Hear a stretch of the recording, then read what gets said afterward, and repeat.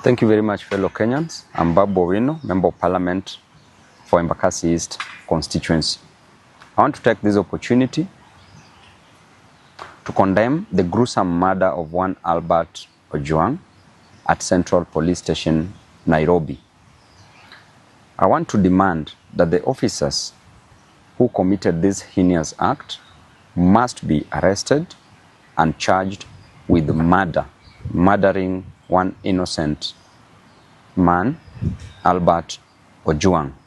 The apex of the law, the Constitution, and the Penal Code outlines clearly on how matters should be dealt with once an arrest is made. Going to an extent of murdering an innocent man, moving all the way from Nairobi, wasting government resources in the name of Subarus, going down to Homa Bay, passing so many counties to arrest one person whose only mistake was to speak the truth on social media, was only to outline how Kenyans are suffering, was only to show Kenyans that there is high cost of living, that there is overtaxation, and that there is unemployment in this country.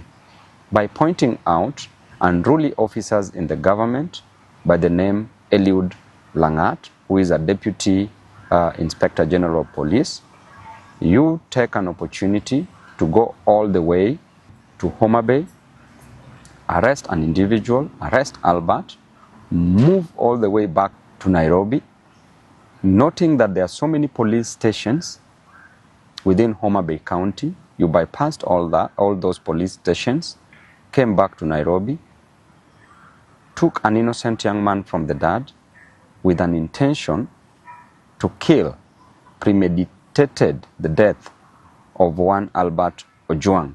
Reaching Central Police Station, you tell us stories which we only hear in movies that Albert Ojwang hit his head severely on the on the wall. Does not add up. It's so sad. And what a time to live in this country, Mr. President, under your watch. You need to take time and reflect. You need to sit alone for a whole day. Reflect how you were brought up. Reflect how your mom brought you up. As you always say that you are brought up from a very humble background. Reflect on that. Reflect how far you've come to where you've reached. Reflect on what you want to do to Kenyans and reflect on the legacy that you want to leave behind. And I want to say that it is quite unfortunate that there are so many abductions, there are so many deaths of young men in this country. Since when are young people killed in a nation? Since when are the Gen Zs killed in different nations? Since when?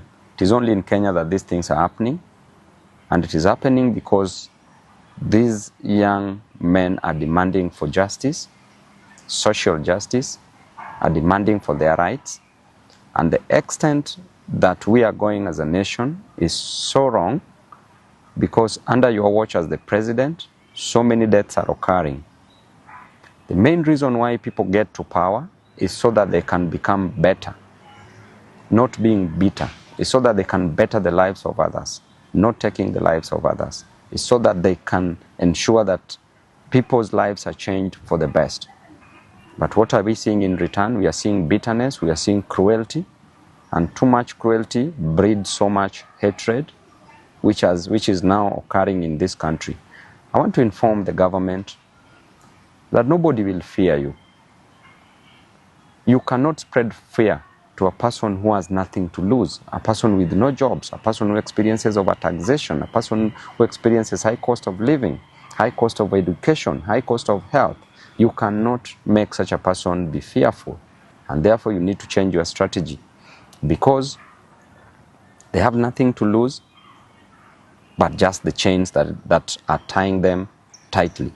And I can assure you that within no time, there will be serious actions in this nation because people are hurting, people are going through a lot, people are depressed.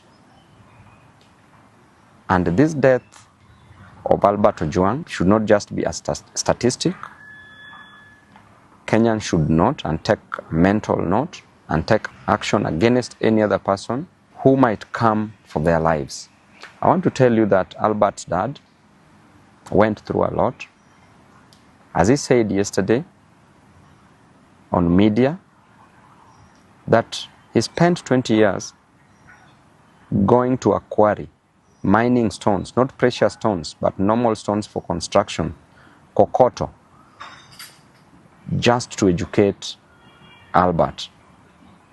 Went through a lot in life to educate Albert. Then Albert graduated, became a teacher, had a 1-month-old child, a young family, a wife left behind, just for you to come and take the life of this innocent soul. We are watching you keenly. As a leader, I will speak my mind, and I will never give you the key to my brains. I will never suspend my reasoning just for blind following. I will die where Kenyans are dying. I will be with the Kenyans. And to the Inspector General of Police, please move with action. By now, it would be an honor if you would have resigned. But because of greed for power, I know you won't. So what you can do is to take action against these culprits who have taken the life of an innocent young man. Thank you and God bless you.